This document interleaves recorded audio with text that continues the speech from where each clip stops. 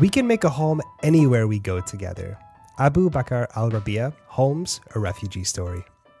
This is AMI Audiobook Review. I'm your host, Jacob Szymanski. Immigrant stories, fiction or non-fiction, have become kind of their own genre nowadays. And Canada's recently welcomed a huge amount of migrants in the past handful of decades. Political winds are shifting in that regards, but nonetheless, Canada's become somewhat of a goldmine for immigrant stories. And our guest today, Karoline Bourdeau, read a book of an immigrant story that kind of triggered her. And Karoline, you got this book from the famous Canada Short Reads list. And we do want to get into the ins and outs of these immigrant stories, but it came from this Canada Shorts Reads list. Canada Reads Short List. That's a bit of a mouthful. And I want to find out what it is that you love about this Canada Reads Short List, because one, it's been a huge deal for a while, and you've been reading the books from this list for years. So what's the deal with this thing? So the concept is very interesting for me, and that is um, the I guess celebrities submit their favorite books or books they want to talk about, and there's a long list that gets advertised or published in January, and then it gets cut down to five books, and then those five books are debated over a week. And basically, every night they vote one book off the island, and the last book standing is the winner. Um, What do you but mean what I debate found a always, book? yeah. So the five champions will defend their book, and the discussions that have happened because of it have always had very interesting themes. Um, Last year, the book Scarborough won, or I think it was Scarborough that won. It was a Catherine Hernandez, um, and it was a dystopia novel, but it was very cool. Um, and I loved the idea that you can have such great discussions about books, and they're books not necessarily that I'd want to pick up, but they're always well written and they're always thought provoking in some way. Last year, they actually had a romance novel as one of the books, and I think I mentioned to you before that that's one of my like favorite genres is romance. That's what I read when I need like a break. Hmm. Um, and people don't think of romance as something that could be, debated on a national stage, but here we go. Um, yeah, so I'm looking forward to this year's debates. And when you're looking at the books that are shortlisted in the Canada Read shortlist, there's already this built-in discussion around all of them. And not only that, they're being compared and debate the merits of each of them. And so I'm assuming if you listen to this debate, you can learn a lot about the books even before you pick them up, and you get a really good idea of what the book is all about. And I'm assuming the champions that are championing their selections, they have to be passionate and truly love the book that they're presenting, right? It's not like a situation where they're assigned a book to debate over. Uh, No.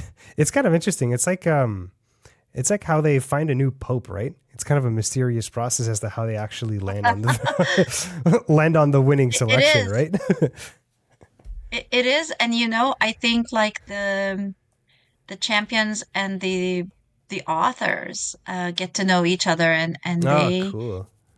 they talk. And I think that before the debates, what you'll see if you go on the CBC's Canada Reads page is you'll see a lot of information about the different books and the authors and interviews with them. Um, and because they're, all Canadian authors, like their little, whatever towns they're from or something. So, like, one author lives in Ottawa, so she was interviewed on Ottawa Morning. And so you learn about their communities as well. So you learn a lot about them. Are the debates politically charged at all? Especially for the nonfiction books, contemporary nonfiction, and then you have to debate the merits of these books. It must get heated sometimes. It does. They get so depending on who your champions are and what their interests are, yeah, it gets very interesting. Here's the list for this year's top five from the short list. I won't go through all the champions, just the titles, just to give you an idea in case you've heard about them already and you might be interested. The first one is Watch Out for Her by Samantha M. Bailey. The next one is A Two-Spirit Journey by Ma-Nee Chacaby. And there's also Etta and Otto and Russell and James by Emma Hooper. And there's Jennie's Boy by Wyatt Johnston and Dandelion by Jamie Chai Yun Liew. Dandelion is the one that got a real reaction from you, wasn't it? Yes, it was. Do you want to get into it? Well, first of all, what was this book about? And I have no idea what to expect from this. If this is going to be a recommendation or like something about it triggered you. But do you want to get into it? First of all, I really enjoyed the book in the end. Okay.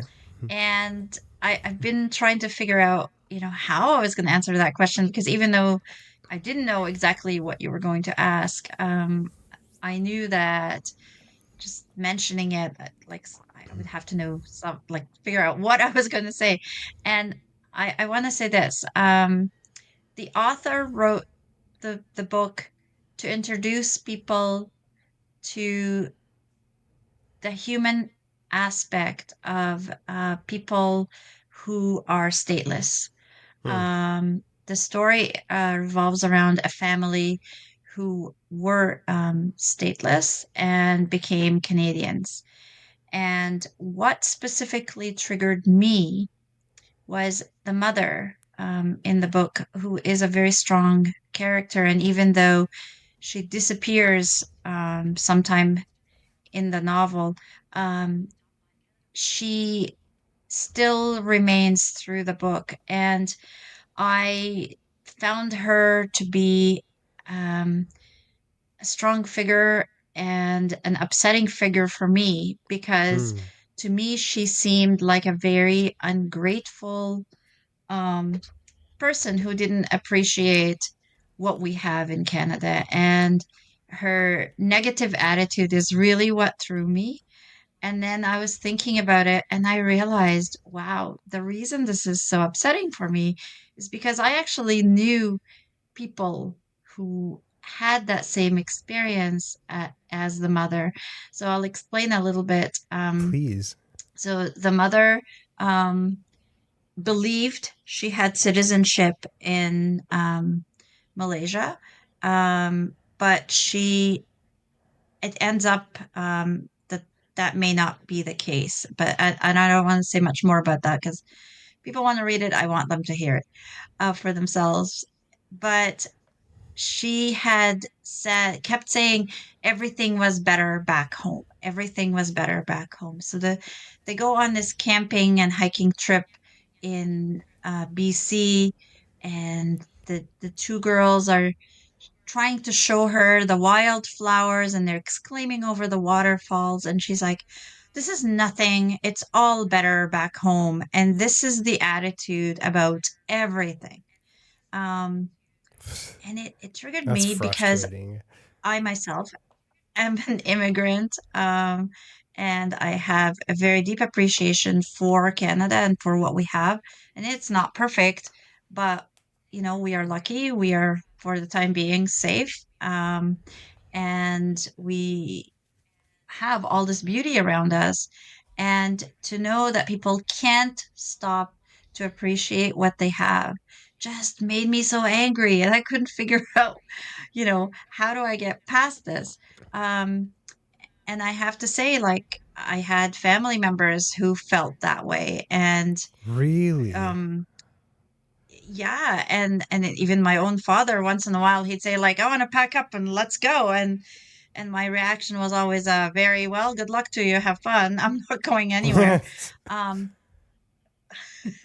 But it's really upsetting when you're a teenager and you're like trying to figure out who you are and trying to live and, become a member of society, and you're getting this negative reaction to nothing is good enough. It's all awful. I just want to go home, wherever that is. I just thought, oh, please stop. Can So I ask yeah, you that to that's what triggered. try to play psychologist and see why the people in your life had that attitude of being ungrateful to what Canada has to offer? Like, why were they that Um, way? I think a couple of things. One is they were not as flexible to change their way of life. And I think Right. that's maybe sounds a little judgmental, but I think you come here because you want to give your family a better way of life, but at the same time, you don't want to change anything. You want to do things the same way you always have. Um, and I think that's counterproductive. So that's one. The other thing is maybe they missed, their old friends or their family or the places that they had. But rather than saying, hey, let's arrange, maybe when it's safe, we can go for a visit, so you can see how beautiful and wonderful it is. It's well, this is not good enough, and I can't stop comparing it to what I wanted to. So rather than living in the present, they're kind of living in the past. And I don't know if that makes any sense at all. No, it does. So this is in Dandelion by Jamie Chai Yun Liew, and it's only one of the 5 books in the top 5 of this Canada Reads shortlist. What about the other ones? Was there one of them you wanted to highlight? Um, so I just finished Etta. Oh my God, I can and what is it? Oh, I can help you out with this. It's a ridiculous title. It's Etta tongue and twister Otto and Russell and James. and James. Yes. Um, that book was a very fascinating story of, I guess, the time of the World War. And it takes place on the prairies, I think, and Saskatchewan and Europe. And the older lady decides to go walking to the ocean across Canada. Hmm. Um, but it also deals with dementia. It deals with relationships and history and a talking coyote. Um, so I thought that was a very different sort of book than the previous one. And when this one came up in the Canada Short Reads, the Canada Reads shortlist debate. Wait, has the debate happened yet as we're recording this? No, No, it it's hasn't happened yet. Okay, what okay. is it? Hmm. 17th to 22nd of March. Oh, okay, okay. It's So we happening got in a a month. while. Yeah. Okay, okay. And that's a Yeah, CBC program, right? it is. And Sela's got all the books in a format that is accessible. The public library also has them if people Nice. want to check them out. Do you Yeah. find that this list has certain tendencies where there's certain books that tend to make it to the top? I don't really know. A couple of years ago, um, there was a book about migrants, and uh, that stayed with me as well. And a few years back, there was a book about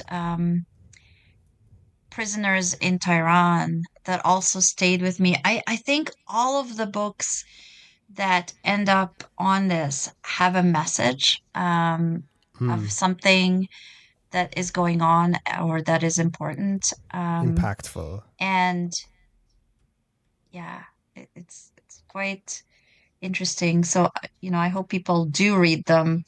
I also hope that if you are listening to the news and you're looking at migrants or refugees or immigrants, that maybe try and learn more about them as individuals because everyone has an interesting story to share.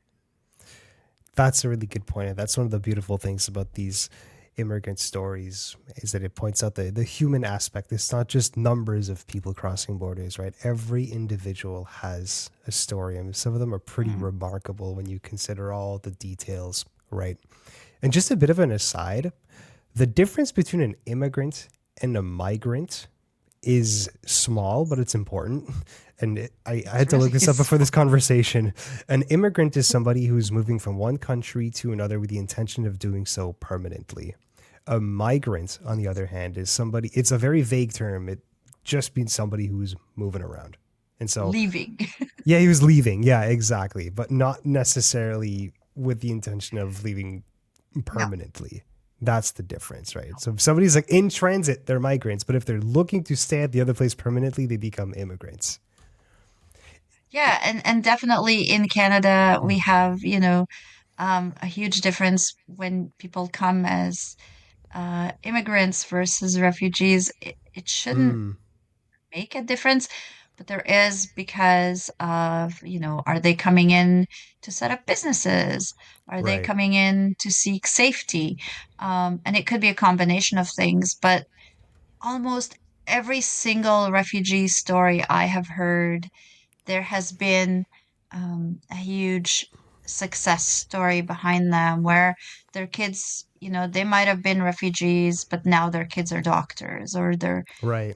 they're the people that are landlords and they own the houses that people live in. And so I I think like looking at the opportunities that are created. I want to highlight two books that we've reviewed on this show in the past. The first one is Homes, a Refugee Story by Abu Bakr al Love that. Rabeeah.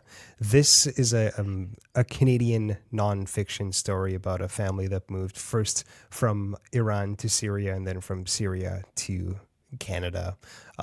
It was told from the perspective of a teenager. I think he was like 15 or 16 or something, and it was written with the help of his Canadian teacher in high school. And this one did quite well. It sold quite very well.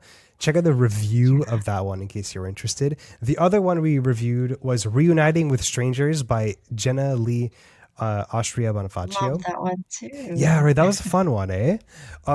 We reviewed that Yeah. one pretty positively. Kind of like a collection of short stories, but what it did Yeah. particularly well, and I don't know if you'll agree with me, Caroline, is that it pointed out like the complexities, the messiness of moving to a new country. And what I found most interesting was this wrong idea that that families that have immigrated have about the old country and vice versa. So if there's a family Yeah. that's like split between Malaysia and Canada, the people in Canada have the complete wrong idea of what Malaysia was, and the people of Malaysia have a complete wrong idea of what Canada Yeah. is. And so it creates like a huge disconnect between these families that are Yeah. otherwise very tight. Yeah. Yeah. And I think to go back to like, your question to me about why those people felt that things were better at home, and I think it's because they're looking at it as they knew it, not as it is now, right? Like they don't know what's Yes, going exactly. on the ground now. Highly Yeah. recommend any of these stories. Are going to make sure to include them in the description of this video and this podcast. Caroline, thank you so much. Thank you.